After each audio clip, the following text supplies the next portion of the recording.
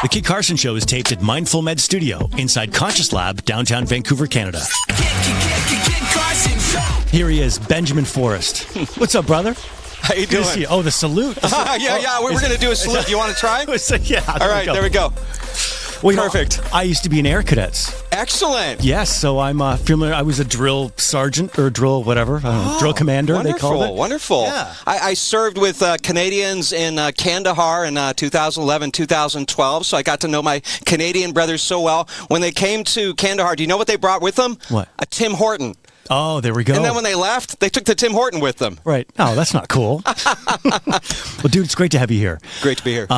We're going to be diving into your personal story today, which is wild. I'm glad you brought a copy of the book because now I'm activating the book cam. If you're watching this on Spotify, look at that. Trip of a Lifetime, the psychedelic guide to healing, loving, and living. Yes, it's been out about a week. Congratulations, by the way. Thank you. I appreciate it. And you jump right in the first chapter about talking about the psych ward. Give us like a 50,000-foot view before we dive in to the details. So I have always wanted to be a writer, and the first time I was exposed to psychedelics at the age of 47, afterwards, it was such a transformational moment that there was this immediate nudge. This thing, this psychedelic healing that you just experienced, that's the book. That's the book. And I couldn't write it right away. At first, I thought it was going to be a memoir, but then after 300-plus pages of that, I'm like, oh, this is about me. It's for me. And I want to write a book for the reader. There's so many great psychedelic books out there. Obviously, Michael Pollan, listening to ayahuasca, I could go on. But where's the book that's like the simple self-help guide? Where's the one that just kind of walks the reader through in an inspirational sort of way and provides some basic principles for approaching psychedelics? So what I tried to write is The 7 Habits of Highly Psychedelic People. Right. Nice. I even contemplated that title, but it wound up being 10 principles around psychedelics. And so the book is deliberately very pithy, very short. I get intimidated when I see a big fat book, so we tried to keep it really lean and concise. And it's written for somebody who maybe can't even spell psychedelics, but they've heard some stories about healing that can happen, and they just feel called to it and don't know where to start. Right. Like, think about a housewife in, Utah who suddenly realizes that she's dealing with depression and that psychedelics might help. Where does she start? Or a military member who isn't used to thinking about drugs. Where to start? And so it's divided up into 3 parts: preparation, navigation, and integration.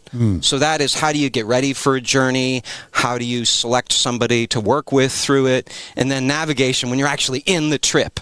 How do you deal with the big stuff that comes up? And then the third part of that is integration, which is actually the most important. That's where you bring the lessons you get from the psychedelic experience and you bring them into your life, into your daily life. Because if you don't integrate the experience, then all you had was an interesting experience, not transformation. Right. I'm totally in favor of having interesting experiences, but if you want to transform, there actually is some work to do on the other side. Right. Oh, this is a good time, man, because people are really turning against big pharma and just popping the pills that were prescribed to bury trauma or whatever we've got going on in our bodies. Sure. And we've heard about psychedelics. We've heard about, macrodoses, microdoses, all this stuff, but people need now a place to go. So what first brought you to mushrooms? Like, why mushrooms?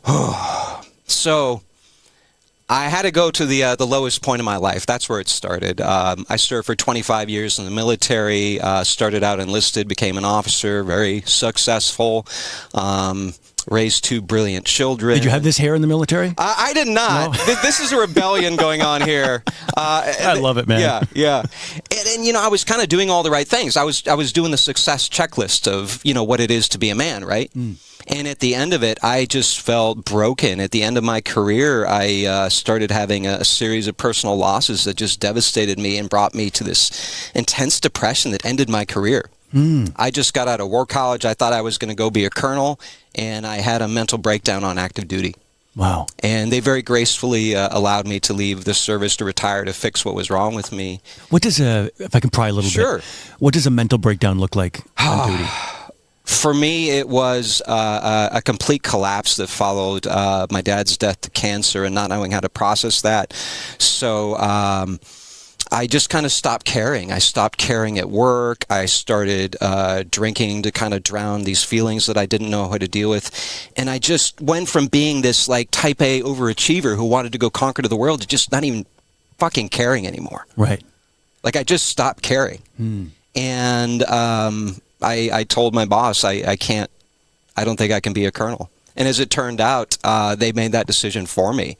I used to be a commander. I would, issue Article 15s and send people off to court martials. And suddenly I found myself as a lieutenant colonel on the receiving end of a letter of reprimand for, drunkenly falling apart in a foreign country. Wow. As I was the ranking officer. Wow. But I just didn't know how else to deal with it. Yeah. Can you take me like visually, like paint the picture of what was actually happening? Like you're somewhere. Sure. Hey guys, it's Kid. I know some of you are watching this, but if you're just listening to the audio, there is a video version of this podcast. You can go to Spotify, they support video, or on YouTube. Like, subscribe, share, helps with the algorithm, and I'm just grateful you're tuned in. You're drunk. Yeah. You're in a foreign what country were you in? I'd rather not say. Okay. It was a NATO partner. Okay, no problem. It was a very minor international incident. Yes. Really? Yeah. It was. I went out in a blaze of glory. Wow. What can you tell us about that if you can? Sure. So it started off at a barbecue, and everybody's drinking. Everybody's getting a little drunk, but I just kept going and going, and was very jovial. And then when I got back to my bed, it just started all coming out. I just started sobbing and talking about, losing my father and losing my brother to estrangement and losing my, rank that I thought was going to be given to me, and just my whole career falling apart. Like I built this whole sandcastle, and it all fell apart like that. Wow. My career's fallen apart. My family of origin fell apart. Obviously, that's difficult, in my marriage. My marriage is kind of teetering on the end. Like, loss.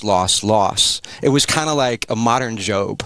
Like, that's how it felt. Everything was being taken away. And I went from being this very, confident, leader of men, warrior, to just feeling like a fucking loser because I couldn't even... I don't know. It was hard to function even. Yeah. And when I got out, I tried various jobs, but I always wound up quitting them after a few months. I had a great resume, but I just didn't care anymore. Yeah. And it's so weird to go from being who I was, this guy with multiple master's degrees, blah, blah, blah, to just not caring anymore. Yeah. And finally, especially as my marriage was falling apart, this was maybe a year out from my retirement, I walked into the emergency room of a VA hospital in Salt Lake City and told the technician I want to die. And that is the opening line of Chapter 1. On Veterans Day of 2020, I found myself trapped in a psych ward in Salt Lake City. Wow. I like the poetry of it. Wow. But it's true. Yeah. So Veterans Day is coming up for us Americans in November, and that will be the 5-year anniversary of me, spending Veterans Day in a psych ward for suicidal ideation and treatment-resistant depression. And yeah. Wow. And at that point, had you tried anything to cure the depression, or was it? Everything. Yeah. Everything. While I was active duty, they tried every SSRI. None of them seemed to work, and they had some side effects that were pretty unpleasant. And tried therapy, many different, therapies and modalities. I'd even tried ketamine, which is, known as a psychedelic cure, a legal one. But for me, that just didn't work. Like, you didn't get high, or just didn't have any lasting... I had an interesting experience. It was fascinating exploration of consciousness, but it didn't change the depression. It didn't, it didn't unlock my heart. Right. Yeah. And then mushrooms. Yeah, so I don't want to skip too far ahead here. This is juicy. The details are juicy. We can start back in the psych ward because it follows pretty quickly after that. So I come out of the psych ward, and they're offering me more pills that never work. They're giving me more therapy. How long were you in the psych ward for? Just 3 days. 3 days. Okay. Like Jesus, right? 3 days and he rose again. And what's that like? It was a nightmare. Yeah. It was a fucking nightmare. No, I felt like a prisoner as soon as I got in. They took away everything from me. All my personal effects, obviously my phone, took away my razor so I can't, shave, right? An electric razor, I guess, I don't know. And then it was really sad. So on Veterans Day, there are all the veterans locked in the psych ward. And there was no activities that day because the docs and the sports staff had the day off because it was a federal holiday, Veterans Day. Oh, wow. This beautiful irony. So here I am, my first full day in the psych ward, and there's not even anybody there beyond the basic staff to just keep us functioning and alive. How ironic. Yeah, and I talk about in the opening chapter too this what I jokingly refer to as a sleep deprivation torture tactic. So every 15 minutes, because I was on suicide watch, they would have to make sure I was still alive. And throughout the night, that meant opening this gigantic, like vault door to my room where I am alone. They shine a flashlight in my eye, and then they close the door again. 15 minutes all night, every 15 minutes. Wow. Yeah. So just to make sure you twitch. To make sure I'm not. Yeah. I hadn't committed myself. They don't do that long term, but like initially when you're first in there, that was something they did. But I'm like, oh, this is what we do to the suspected terrorists in Gitmo. Sleep deprivation, right? Wow. So you're at your lowest point, absolute lowest point, and you're getting sleep deprived. Yeah. With the flashlight in the eyes all night. And half staffed the next day because it's Veterans Day. Yeah, I mean it was pathetic.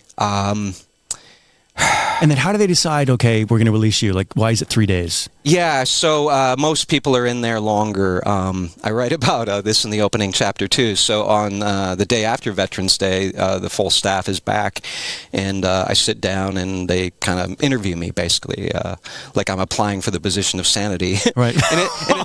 At this point, like I want to get out. Like I feel like I was looking for release from trauma, and you just gave me a whole new trauma. Right. Like, yeah. Like it's traumatic being in there.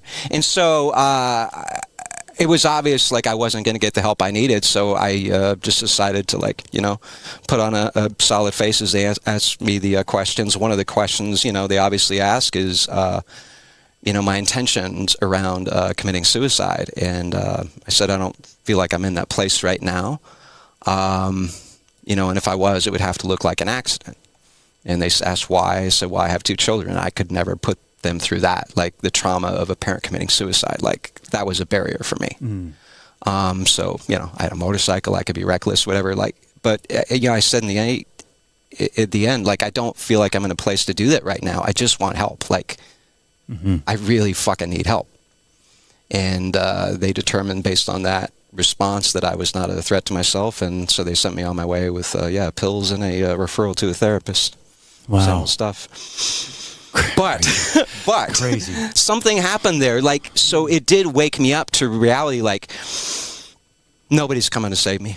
Those doctors don't have anything to offer me that's going to help. No therapist does. My wife can't help me. I'm keeping this a secret from most of my few friends that are even left. And how old are your kids at this time? Let's see. The oldest one was 20 and off at Berkeley, going to school, and the youngest one, 16, in high school. Yeah.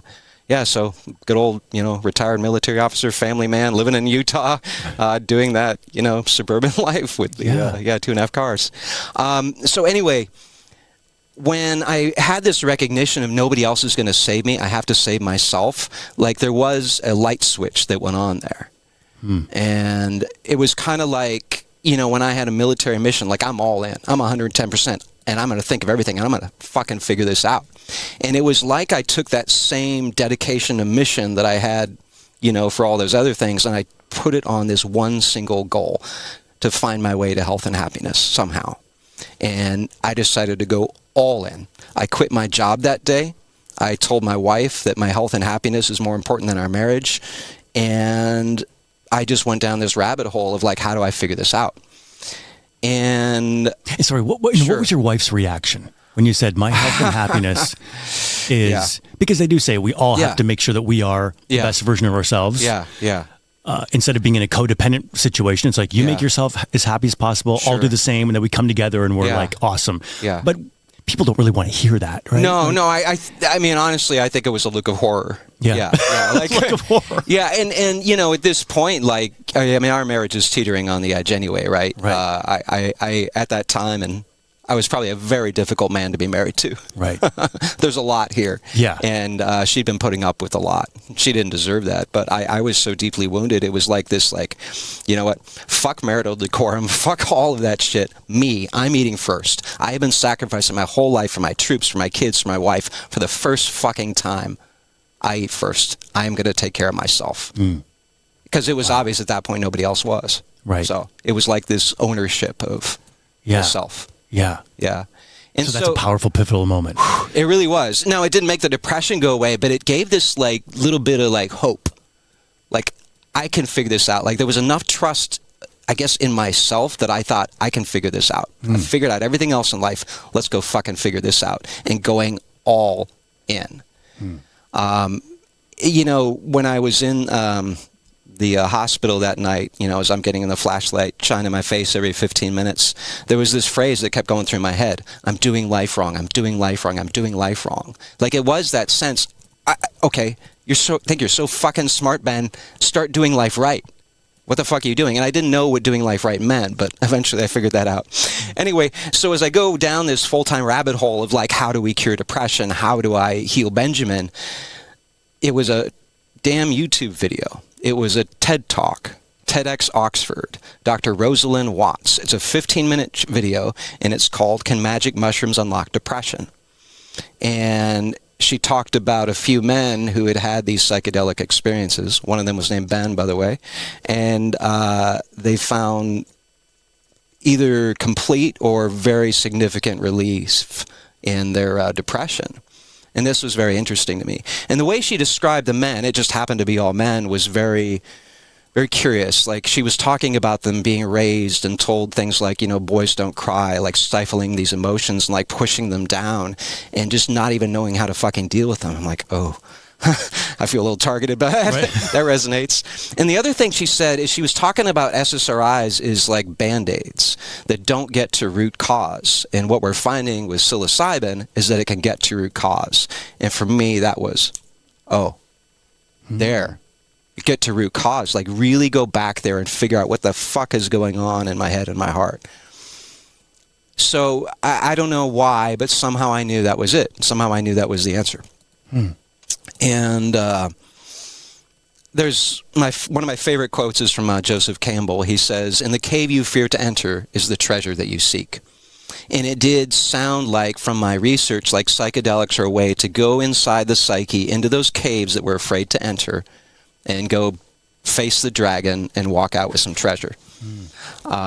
So so where do I start, right? I'm this like retired military suburban guy in Utah, like, okay, where do I go get my Schedule 1 drugs? You watch this YouTube video, TEDx, and then you're like, okay. Now what? Yeah, where's the first call you make? Or like, where do you go? Well, this was 5 years ago, so like I think Michael Pollan's book had just come out, but it wasn't as much in the, the zeitgeist, right, as it is now. Like, now it seems like everybody's talking about it. Right.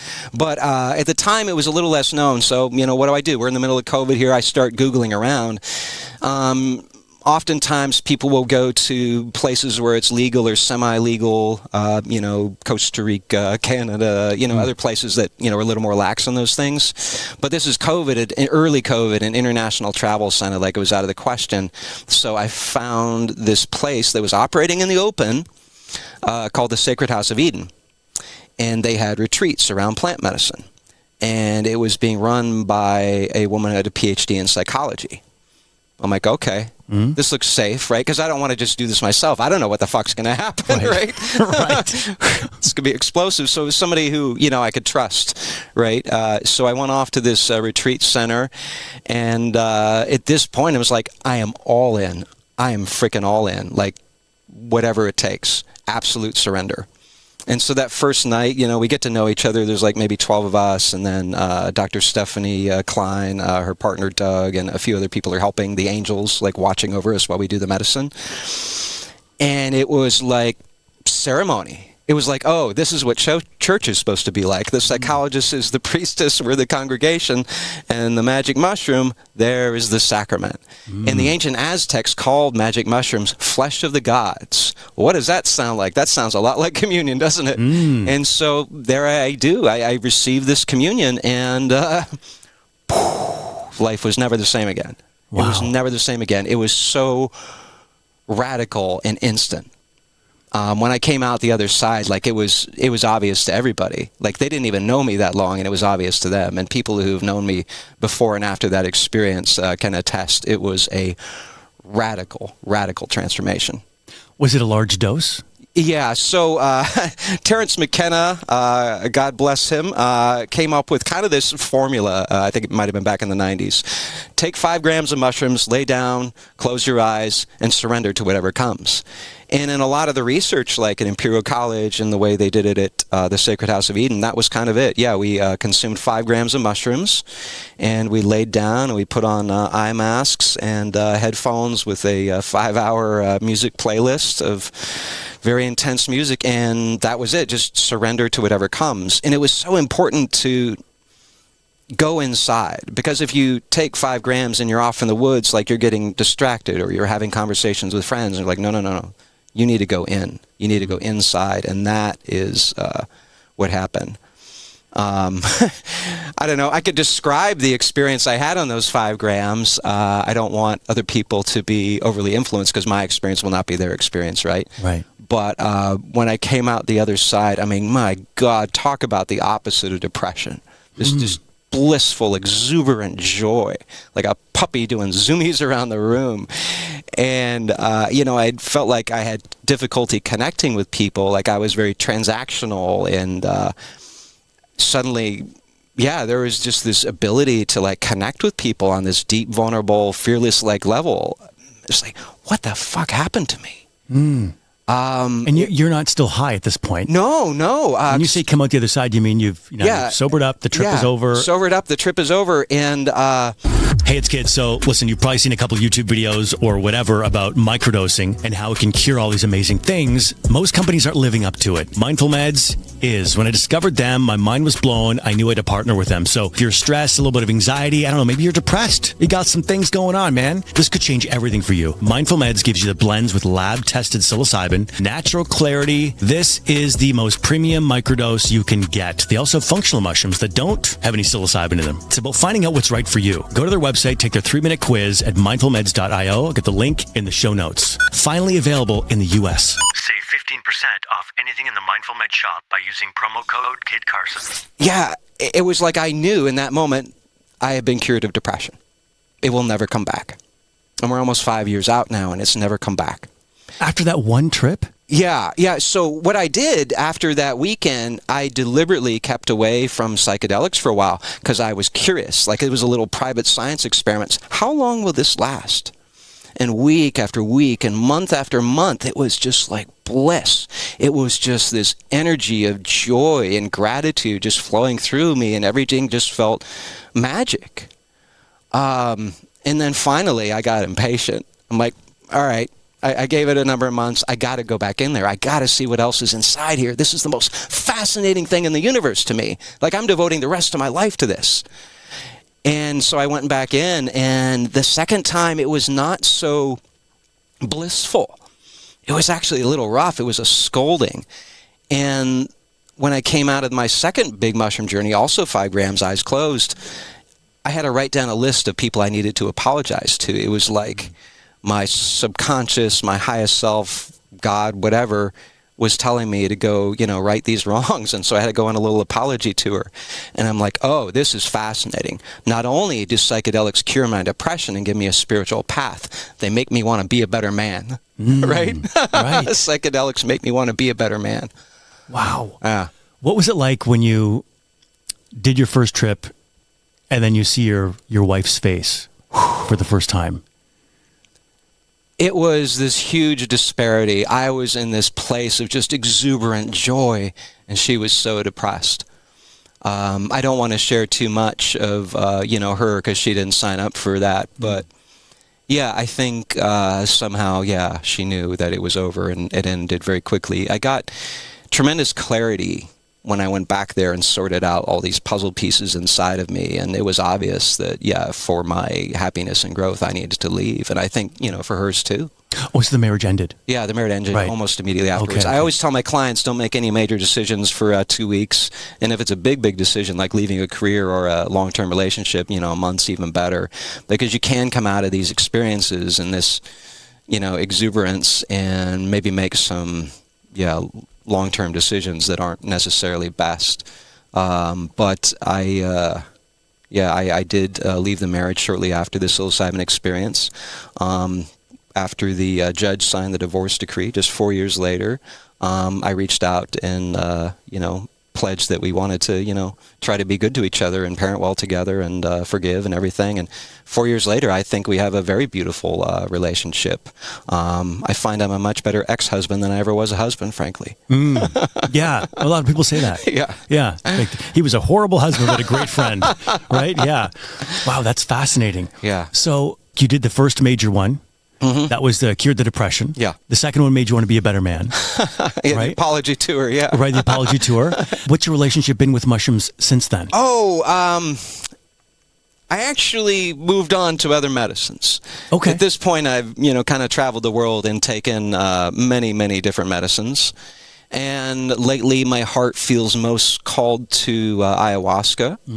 It's on my bucket list. Yeah, I still haven't done it. I have a really deep personal connection with ayahuasca. It feels like a relationship. And we've been through all the stages of the relationship. In the early stages, I had to, woo her a little bit, and we've had to sort out our stuff. I mean, ayahuasca feels like such a relationship for me. I think I'll be going back to that medicine for the rest of my life. Wow. And yeah, I've tried many, many things. The other one that fascinates me is 5-MeO DMT. Which, as you may know, but your listeners might not, is extracted from the venom of the Sonoran desert toad. It's called bufo sometimes, or 5-MeO. And this is a very rapid medicine, maybe 10 minutes the way it's typically consumed. And it, for some people, can provide ego death and a little taste of, enlightenment, frankly. My first time breaking through with 5-MeO, I came out and thought, oh, that's what the Buddha was talking about. Like when there is no more self, but there's still an awareness and there's still a consciousness. And it was like, oh, no self, no problem. There was no more Benjamin, and everything was perfect and beautiful and bliss. No Benjamin, no problem. And so I came out of that experience. I don't want to say my fear of death's completely gone, but I'm actually not afraid of death. I'm not looking forward to the how. I mean, car accident, cancer, that's not going to be fun. That's how I kind of feel too. Well, I've done DMT once, which is a variant of what it's like a concentrated. It's technically different, but they're very similar. Yeah. Yeah, I've only done it once. And I mean, when they describe pulling back the veil. Or, I thought I was dead. Yeah. I was still conscious, but for me, it actually felt like I had just been ejected out of a video game. And I was actually quite sad because I thought, life is a video game. No one knows they're in a video game. I've just been ejected outside the video game. And everyone who's still in the video game thinks I'm just like some drug dude who like OD'd and died. Because I thought I had died. Yeah. And it's the first time I actually really believed in my heart that there is some kind of God. Yes. Like I was like, it's undeniable. Yeah. There is a God. Yeah. I don't know where I am right now. I'm in some kind of supercomputer. But there is an architect to what we're living in. I feel like I know what you mean. I went into my first psychedelic experience considering myself an atheist, a pretty bitter atheist. And I don't like to define the divine very much, but I definitely believe in the divine. Yeah. I have experienced directly. I'm not taking somebody's word for it. I've experienced it directly. And whatever it is. Yeah. Words fail pretty quick, but I make some attempts in the book. Yeah. Well, because everyone talks about, like, you got to have faith. You got to have faith. And so I'm like, well, I kind of cheated the system, to be honest, because I saw it. Yeah. I was there. Yeah. And so now my belief in some kind of divine or the great architect or God, however you want to do it, I'm like, well, I actually kind of experienced it. So, you know what I mean? So that actually takes me back to, you asked about, what was my wife's reaction. So she picks me up at the airport in Salt Lake City, and I do remember saying this: either I saw God or this mind is the most amazing thing in the universe, because I didn't do that. Like, what I experienced was so miraculous and so incredible, and there was no me doing this. I wasn't creating this. It was all happening. So I don't know, either that was God or there's something pretty fucking amazing back there. Maybe both, right? And maybe the God is back there somehow. I don't need to sort it out. I like to think of myself as a spiritual minimalist, to have as few spiritual beliefs as possible, because the God that can be described is not God, right? Right. And so so after mushrooms, what was it that, because you had your depression healed, you're on a path to want to become a better man, what is it that made you think, I need to go and experiment with ayahuasca and 5-MeO. I can't even say it. Yeah. Was it just curiosity or what was it? Well, so I had just discovered the most fascinating thing in the universe, and I only tasted one bite. And then there's this other dish over here. Ooh, what does that one taste like? So it kind of was curiosity. Like here I had found this gateway into human consciousness, so why wouldn't I keep exploring it? Right? And I also do believe in the call. Like I felt ayahuasca calling to me before I ever experienced it. I felt, a 5-MeO calling to me. And I was in Big Sur one day at the Esalen Institute, standing in line waiting for food, and I struck a conversation with the guy in front of me. And in the course of this getting to know you conversation, he says, I used to be a heroin addict, and then I took iboga, and I've never touched heroin again. And I'm brand new to the psychedelic world, so wow, like, what is iboga? And so I looked it up, and I did go to that medicine out of curiosity. This episode powered by PHMX. People are going to be able to come and spend a week with us, and it's going to be the most epic week of their life. From burnout to bliss, PHMX helps you reset on every level. Stem cells, breath work, even ayahuasca. Hello. It's concierge healing from people who walk the walk. Details on PHMX in the show notes. So iboga is a West African psychedelic. It's natural. It comes from the root bark of the iboga plant. And the Bwiti people have been using this for rite of passage and ceremonial spiritual uses for many, many centuries.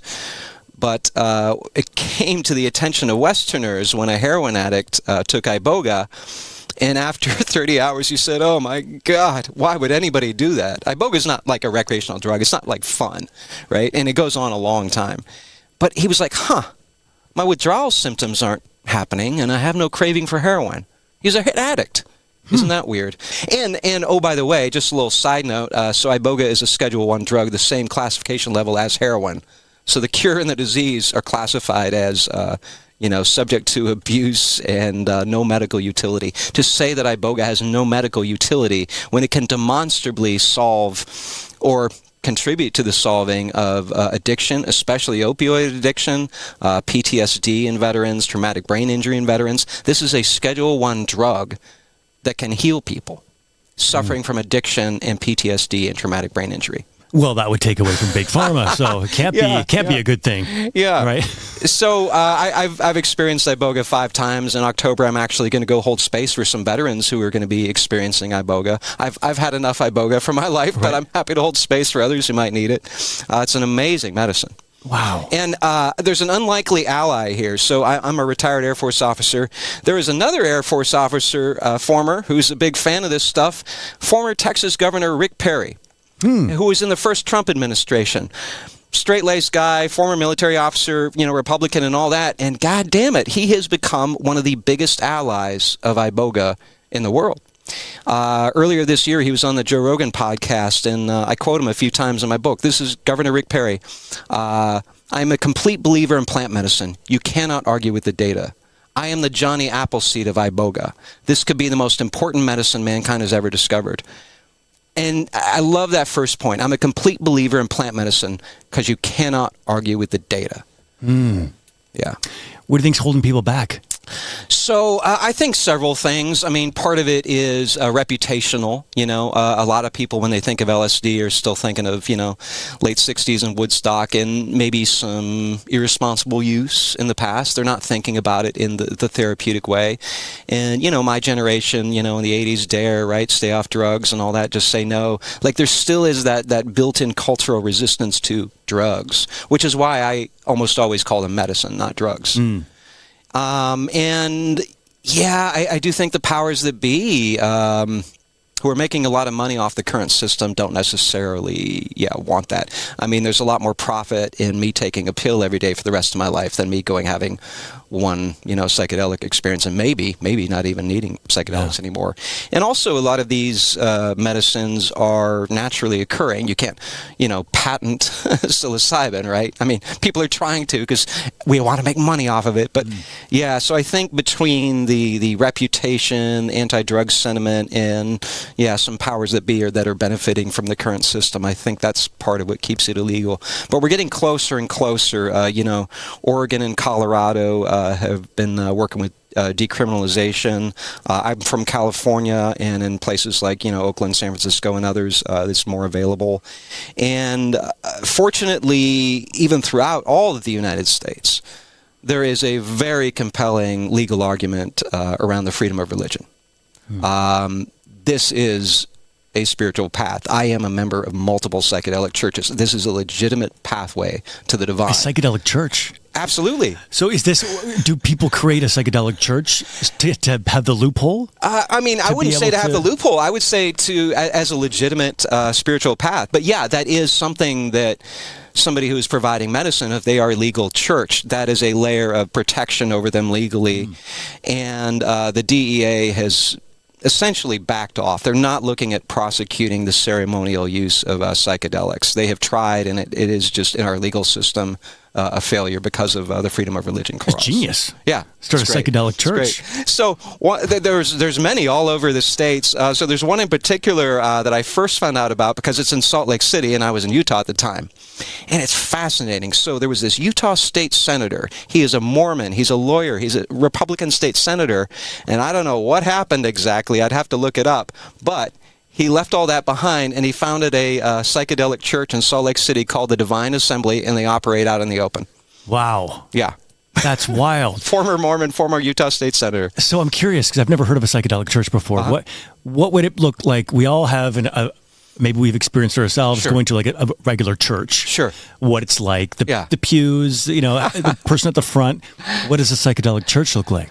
So I think there are some out there that have tried to maybe resemble a traditional, Western idea of what a church is, with a physical building and so forth. One of the churches that I belong to doesn't have a physical building. It is an ayahuasca ceremony circle, and they travel around to various places. But the church is because of the medicine carrier provider, holding that role, holding space for people in what is a spiritual ceremony, and it has all the characteristics of a spiritual ceremony.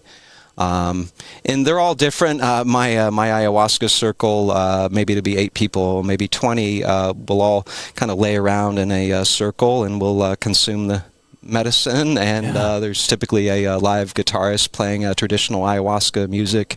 And this is my church. So people ask me, like, with ayahuasca, every 4 months or so, I'll typically go back and experience ayahuasca in this setting. So why do I keep going back? I'm like, well, I don't know. Why do Catholics go to church every week? I mean, this is what you do. You go commune with the divine on a regular basis so you can restore that connection within you. At least that's how I view it. Yeah. Some people are one and done, but as long as I feel the call, I'm going to keep going back. This remains the most interesting thing in the world to me, so why would I The ayahuasca. Yeah. I mean, all of it, but that one in particular right now appears to be, a profound spiritual path for me. Yeah. And what's the integration like for that? Yeah, so I appreciate you bringing that up. I devote more chapters to integration than anything else because that's where you bring it into your life. So for me, I'm a word person, so journaling is huge for me. And so I have notebook after notebook of all my, psychedelic journaling, and it kind of becomes like a personal scripture after a while. There's, just a wisdom and a love that I'm able to find and capture in words. So that's a big part of it. And a lot of it is just in the way of living. A lot of my lessons tend to be relational. And so it's about writing relationship. I need to be, more vulnerable as a friend instead of putting up boundaries. I need to, admit I'm hurt to myself and to, my loved ones when I'm hurting. Like, it is kind of about a way of being, right? And I've had, some medicine journeys where it's pretty darn simple. Stop drinking. That's not good for you. So sometimes the integration's that simple. Like, it'll kind of like tell you what you need to do, right? So you keep learning different lessons. Yeah, exactly. Every time. And it's different things sometimes. Yes. Yeah. And I had thought, after all of my work and all of my ceremonies, I thought, there's no more caves to go into. I've faced everything. The last time I did ayahuasca, which was probably night 16 with it, I came out with one of the most, powerful, revelations of all of my journeys. Like, There's always more, isn't there? There's always more. What was the revelation? Could you share? So yeah, about a year ago, I had a breakup. This woman was the love of my life. We'd been together 2.5 years. We talked about growing old together, and then, God damn it fell apart. And the medicine kept like trying to get me to look at myself, and finally, in this ayahuasca ceremony, like, okay, there's another cave. I have to go in there. And it was a rough revelation. What I found was insecurity. I think of myself as such a, confident, person. But, back inside there's a little boy who's still very, very insecure. And when he feels those little pokes in his heart, yeah, he kind of throws a tantrum. Like I was bringing this insecurity into my relationship when there was absolutely no need for it. I'll go the next step, like...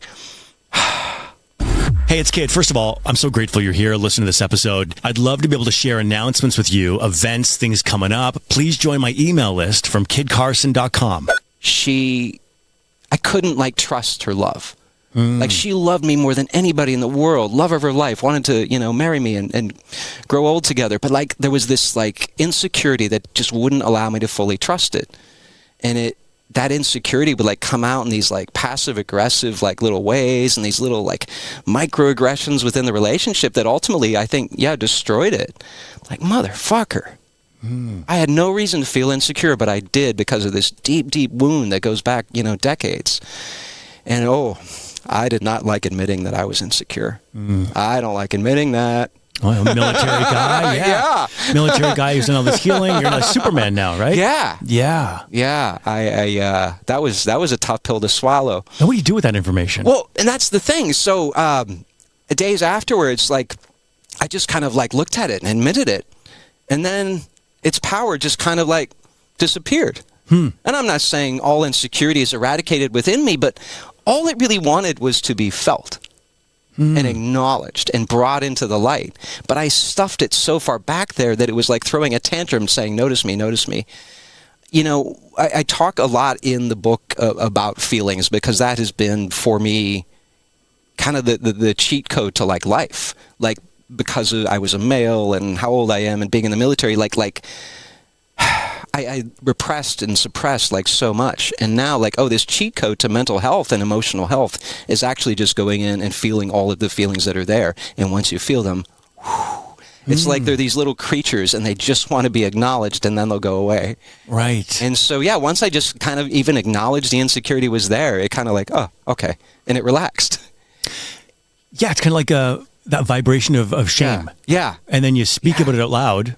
Yeah. It's this is a silly example, but the rapper Eminem. Have you ever seen the movie 8 Mile? Yeah. I love Eminem. Yeah. Well, but he, one of his tricks was, I guess, in the opening part of the movie. Yeah. And he's battle rapping against someone else, and he raps all the things about himself that are the shameful things. Yeah. And he takes all the ammo away from his competitor. He's like, I live in a trailer park. I'm this, I'm that, I'm a loser, I'm a white boy, I'm all these things. And then it goes back to the other guy's turn to battle rap, and he's got nothing. But he's given life to... Yeah. As soon as it's not hidden, I guess, as soon as something's not hidden anymore, the energy of shame goes away, right? Yeah. I think in AA they say we're only as sick as our secrets. Oh, do they? Oh, that makes sense. Yeah. And so with this revelation, I started talking to my friends So when this would happen, that would make me feel jealous. When that would happen, that would make me feel hurt or insecure. And this is a cheat code.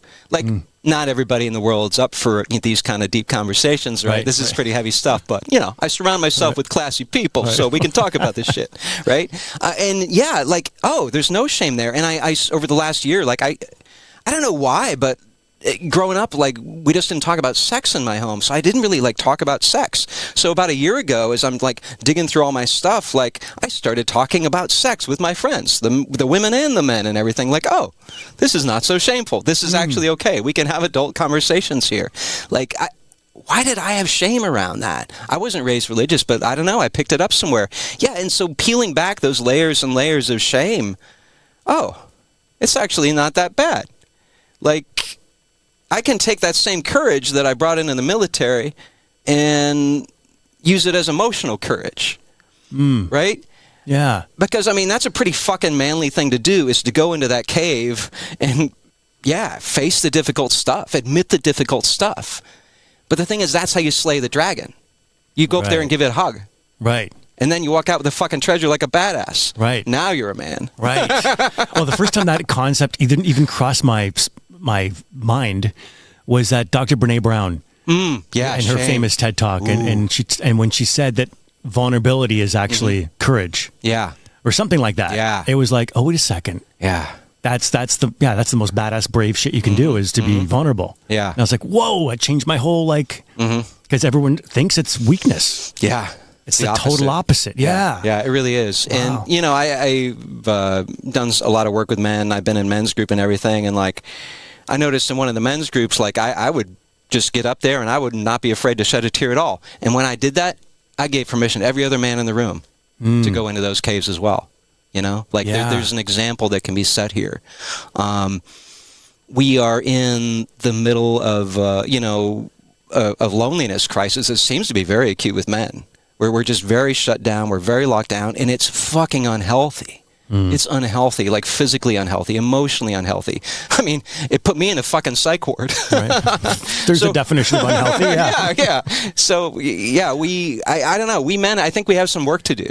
Yeah. And it's not about, flogging ourselves for the patriarchy. That's just more shame we're throwing on ourselves. No, it's not about that. And it's not about being feminine, right? Like going into these feelings and being sensitive. It's not about being feminine. It's about being a full human being and not a caricature of masculinity. Right. We have these characters of masculinity, but they're cartoons. That's not a real person, you know? Yeah. Yeah. Yeah. Women do naturally they're chatty. Yeah. They share their feelings. And guys are talking about who was traded to what team. Yeah. And you don't, but I'm at the point now, and clearly you are. You just can't do small talk. Yeah. You know what I mean? Yeah. The small chit chat about, it's like, no, let's get deep right away. Yeah. And I'm pretty fearless and shameless, so I get deep pretty quick with just about you're everybody. My kind of guy. Yeah, right. And it works for me because it'll repel the people who aren't down for that sort of thing, and it'll really draw in the people who are like, huh, okay. Yeah. That's interesting. But someone's got to go first to give everyone else permission. Yeah, absolutely. Yeah. So this is is this your mission now? This is my mission. Because you've got a book, you're doing some coaching too, right? Yeah, so I started out doing coaching before the book, which was helpful because then when I go to the book, I have, coaching experiences that I can draw from and reference out. Yeah, no, I am devoting the rest of my life to this world, being a psychedelic writer, psychedelic speaker, advocate, coach, space holder. And it really seems to be taking off. Just since the book was published a week ago, I was invited to go be a speaker at Global Psychedelic Week. They've got a day voted to veterans, so I'm going to go participate there. I'm engaged with the president of an organization called the Mission Within, which is about connecting veterans with psychedelics. So yeah, this is the rest of my life. This is my calling. I was born for this shit. Wow, that's amazing. Yeah, I'm going to PsychCon in Vegas in October too, so it's fun, right? This is the kind of work you want. Psychedelic conference. Oh, that'd be fun. Oh yeah, I'm going to rub shoulders with all kind of interesting people. I'm getting a booth, and I'm going to sell the book and just chat with people about. And in Vegas too. Yeah. Yeah. What kind of people will be there? I have no idea. I've never been to a psychedelic conference before, but wow. I'm guessing they're probably my kind of people. Oh, yeah, that's going to be amazing. Oh, that's so cool, dude. What is the most, if we could backtrack a little bit, the most profound of all your trips, of all your epiphanies, was there one, besides that initial mushroom trip? It's hard to beat. That you maybe had moment or realization? Yeah. So, it's the experience of non-duality. And what is non-duality? I think that's a fancy way of saying not two, which is a fancy way of saying oneness. And so, repeatedly in the medicine, there are these moments of enlightenment. I am not enlightened, but I've had moments of enlightenment. And it is that utter awareness of oneness. The oneness of the universe, the oneness of all humanity. the stuff that people start religions over. Like, I have had that experience of oneness. And it's like we can take the psychedelics and go into a group ceremony, or individually too, and it's like for a moment we take off this mask of Benjamin or this mask of Kid, and we recognize that we are one. And we can't live like that forever because, we have to function in this world. So it's like we put the mask back on. It's like we take it off for a moment, we see the oneness, and then we put the mask back on. But you're never fully the same afterwards. It's like in The Wizard of Oz. Once you've seen the guy behind the curtain, like, you can't ever really fully go back. And so if this is true and this is all oneness, well, how ought we live then, and how ought we treat one another, right? So it really does come down, as cliched as this sounds, it really does come down to love for me. Chapter 7, one of the 10 chapters, is love yourself shamelessly. Like, I think we are conditioned out of self-love. And what I found was that self-love is actually the most altruistic thing you can do. Because the more I loved myself, the more I was loving other people. No, Jesus called it. Love your neighbor as yourself, right? But I think there is, like, this why behind that is really profound. And it gets very difficult to talk about this because it is, inherently experiential, right? But that's as close as I can get. Yeah. Oneness. Yeah, and the why behind it. Yeah. Is there any words you could put to that? I'll tell you the first word that came to mind.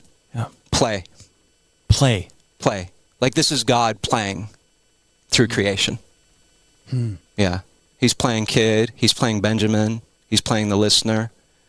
Yeah. If it is all one, then it really is all God. But here's the good news. Nobody needs to believe me. Like, I think true spirituality is secure, and it doesn't need to convince anybody of anything. So there's probably listeners out there who, think I'm, They've already skipped to the next episode. Don't worry, man. There we go. If you're listening now, you're all in. If you made it this far, you're all in, and we're all one. Good news. What do you think about when you hear things like the simulation theory, and with everything you've experienced, do you have a different lens of how you view that? Or I don't really use the language of simulation, but I kind of think they know what they mean. I know what they mean. Like, it's like a game God is playing, and ever since psychedelics, like, it does feel like and seem like there is this story that's playing out. Like there's some divine scriptwriter orchestrating which characters are going to meet at which time and what the ripple effect of that is going to be. Like, it does feel orchestrated, almost like a divine script. I love doing improv, so I don't like the idea that it's scripted. So maybe it's a little bit of improv in there too. I have no idea what God's doing. Yeah. Wow, fascinating, man. We got to get this book. Yeah. What's your favorite chapter in the book? There's 10 chapters. Chapter 5 on navigation, open your heart. I think that is the essence of the psychedelic journey, and maybe the essence of spirituality too. But the one that really gets me is the last one, chapter 10. Hey guys, it's Kid. So you've heard me talk about the Sound Money Wallet, and you're probably like, what is this thing? You don't have time to click around and look for things. You just hear me say it. But I'm not sure if I've told you this. I actually flew to Idaho to meet the founders of the Sound Money Wallet, and I left completely inspired. We're talking gold and silver, stored in military-grade safes, and you can liquidate it in seconds. Check this out, because especially in these days, this is important, not to have all your savings in government fiat cash. Find details. Show notes, got the link there, kidcarson.com/gold. I talked about the 3 stages of psychedelics: preparation, navigation, integration. All right, I actually do have a 4th part in there. It's called disintegration. And Disintegration? Disintegration. What does that mean? And there's only one chapter. Right. It is about death. So the final chapter is about death. And that is where we enter into that oneness. Like, we come for the one, we return to the one. And, nobody here gets out alive. So what is our relationship to death? And I share in the opening of that chapter, surrender to everything. because nobody gets out alive. You got to surrender to death at least. I mean, you can try to fight it, but it's not going to go well. Some of the elites, I think, are trying to fight it. Yeah. Their consciousness, robot bodies, or whatever. But even the universe ends. But so it opens actually not far from where we are. We're here in Vancouver, so Bowen Island is just a ferry ride away. And I went to enfold.org, or excuse me, I went to Enfold Institute at enfold.org, and it is a 5-MEO retreat center. 5 days. They take your cell phone away, and you dive very deep into what is arguably the most powerful medicine there is, 5-MeO. You did this recently? Yeah, about 6 months ago. Okay. I've heard of this place. Yeah, and so I consumed the medicine, and I just disappeared. There was no more conscious Benjamin there. I actually only have like spotty memories of it. Not a blackout, but like a whiteout. But they were recording it in writing, and they were taking photographs and even some videos. And the next day I said, can you tell me what happened while I was gone? Because I was gone. Like, there was no more Benjamin. And the weird thing was, like, Benjamin just kept on doing his Benjamin shit. He was getting up, he was talking, he was pounding his chest, he was collapsing to the floor and asking to be held, he was vomiting. Like, this creature, this vessel of Benjamin, like, kept doing all this shit, but there was no, like, conscious, like, choice involved there. Interesting. And I was off in, like, non-dual, like, bliss. And, then you come back, and I slept for the best part of the next 2 days. It was like this like nervous system reset. And I think that particular medicine is the best taste of that like non-dual oneness spirituality that I can reference. Like, that's as close as it gets. And a lot of people will call that moment of enlightenment, they'll call it an ego death. Steve, the guy who runs it, apparently calls it an ego nap. And I like that one a little bit better. Right, yeah. Ego death can sound a little scary, but okay, I could go for an ego nap. That doesn't sound so intimidating now. Wow. Yeah. Well, for something that is so experiential, you do such a good job with your words of painting the picture, making us feel what you've gone through. Because a lot of us haven't had like even any psychedelic experiences. Mine's very minimal. But you do a great job of painting the picture, and the theater of the mind is powerful. I appreciate that. Yeah, and everybody's experience is different too. Like, that is one thing I want to say before we wrap up. Like, so I don't want people to template off of my experience. Like, oh, I'll go do 5 grams and my depression will be cured. I'm not with that saying that at all. It's not going to work for everybody, and it's certainly not going to work the same way for everybody. Some people with more complex trauma might need, various sessions, or maybe not even medicine at all. Your results may vary. I sometimes get a little FOMO when I hear about other people's psychedelic experiences, because I tend not to get visuals. Like, after an ayahuasca ceremony, people will share these things that they're seeing and hearing and experiencing, and I'm sitting over there like, I have no idea what you're talking about. Interesting. We're all different. So it's different for everyone, yeah. Well, we get what we need. Yeah. No, I get FOMO too. People talking about, I was talking to these little elves. You hear that Sounds sometimes. Great. Yeah, machine elves. I've never met these guys. I don't know what they're talking about. I know, me neither. I'm like, what's going on here? Sounds fun. Don't they like me? What's wrong with me? Brother, so nice to meet you. You as well, kid. Congratulations on the book and the work you're doing for people. And this has been amazing. Yeah. Hey guys, it's Kid. Please subscribe to the podcast. It helps push the show out to more people.